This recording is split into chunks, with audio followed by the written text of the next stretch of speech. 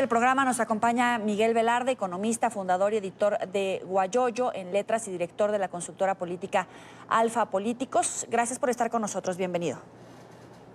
A ti, Joel, y gracias por la invitación, un gusto estar con ustedes. Según esta previsión, se va a contraer la economía este 2019 25% más. ¿Qué significa eso para los venezolanos? Para los venezolanos significa la miseria y las grandes necesidades en la que ni siquiera disponen de los servicios básicos más elementales como el agua, la electricidad, que ellos conocen a diario. Pero quizás para que el mundo comprenda la gravedad de la situación en Venezuela, que además se evidencia a través de la grave crisis económica que vive, es que estos números que recientemente publica el Banco Mundial demuestran la catástrofe que se vive en el país. Entre otras, por ejemplo, la contracción del 25% solo este año del Producto Interno Bruto de Venezuela.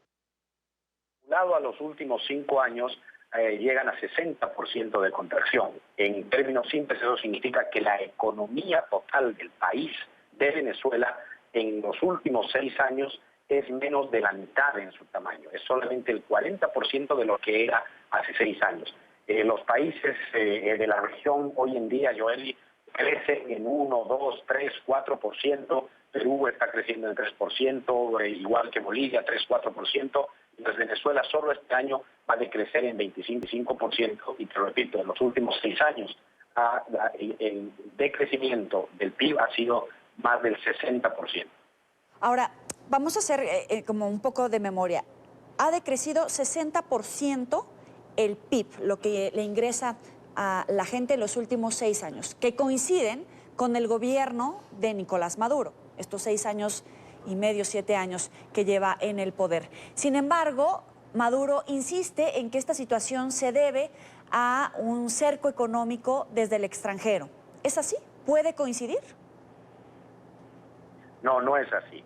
En principio ellos han tratado de decir que se debía a la caída de los precios del petróleo. ¿Cierto? Después, cuando se han empezado a aplicar sanciones contra individuos específicos en Venezuela, han querido decir que era producto de las sanciones. No nos olvidamos que las verdaderas sanciones contra la economía venezolana quizás son las que se han anunciado el 28 de enero contra PDVSA y el sector petrolero, y esas ni siquiera están teniendo un efecto real todavía. A finales de este mes recién van a tener el efecto real en la economía venezolana, pero la realidad es que el derrumbe, la catástrofe y la debacle económica que vimos en Venezuela viene desde hace muchos años, y lo que estamos viviendo, y es muy importante subrayarlo, no podemos separar lo que ha hecho Chávez de lo que pasa con Maduro. O sea, Maduro es consecuencia de Chávez, y lo que vive la economía y la sociedad venezolana es directa consecuencia y resultado del chavismo y de lo que ellos han llamado el socialismo del siglo XXI. Además, no hay que olvidar otra cosa.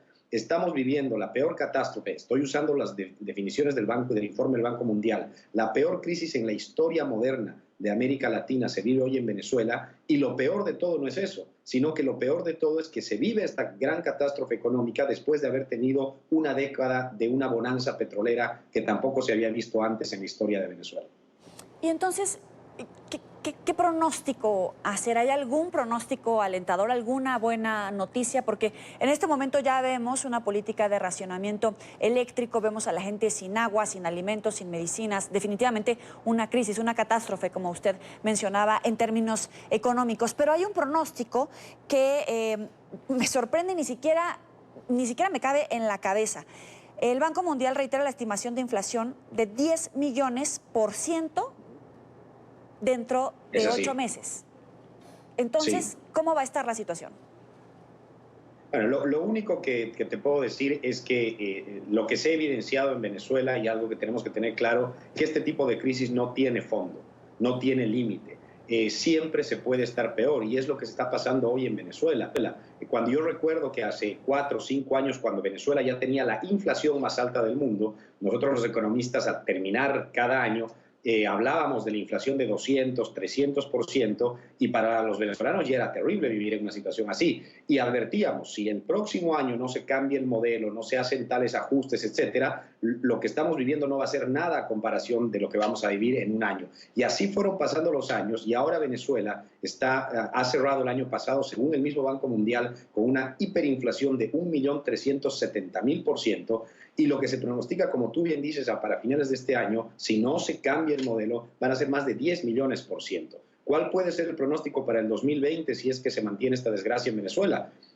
Seguramente muchos más millones%, y es difícil darte una cifra porque, como podemos ver, en un espiral hiperinflacionario el crecimiento no es sostenido, es exponencial, y eso es lo que vive hoy el país. ¿Cómo se traduce eso en términos diarios, en términos reales, humanos? Eso solamente te lo pueden responder quienes padecen esta tragedia, y son los venezolanos que viven sin comida, sin medicamentos, no les alcanza absolutamente para nada el salario y se vive en una miseria cada vez mucho más grande y con un futuro cada vez más negro para el país. Con estas estimaciones, no importa qué haga la gente, no importa... En este momento, y te explico por qué. Porque la realidad es que ahora Venezuela necesita conseguir el paso definitivo hacia el quiebre y la transición política en Venezuela. Y seguramente en el camino para lograr este quiebre, para terminar de salir de las mafias que hoy están apoderadas del poder, valga la redundancia, en Venezuela, se van a tener que llegar a algunos acuerdos con algunas de estas potencias que tienen intereses en Venezuela. Entonces aquí hago la diferenciación. Jurídicamente, constitucionalmente, nada de lo que ha firmado la Asamblea, de lo que no ha firmado la Asamblea Nacional puede ser reconocido en un futuro. Sin embargo, incluso algunas de estas cosas seguramente también van a ser parte de una negociación mucho más amplia para llegar a esa transición. Esto es así porque hay que reconocer que Venezuela hoy no es un problema solo de los venezolanos, sino que ya es una ficha y está en pugna entre las grandes potencias mundiales, entre las que están Estados Unidos, está Rusia y está China también. Es Miguel Velarde, economista, fundador y editor de Guayoyo en Letras y director de la consultora política Alfa Políticos. Gracias por estar con nosotros, muy amable y amena tu explicación. A ti, Joely, por la oportunidad siempre. Gracias, un saludo. Hasta luego.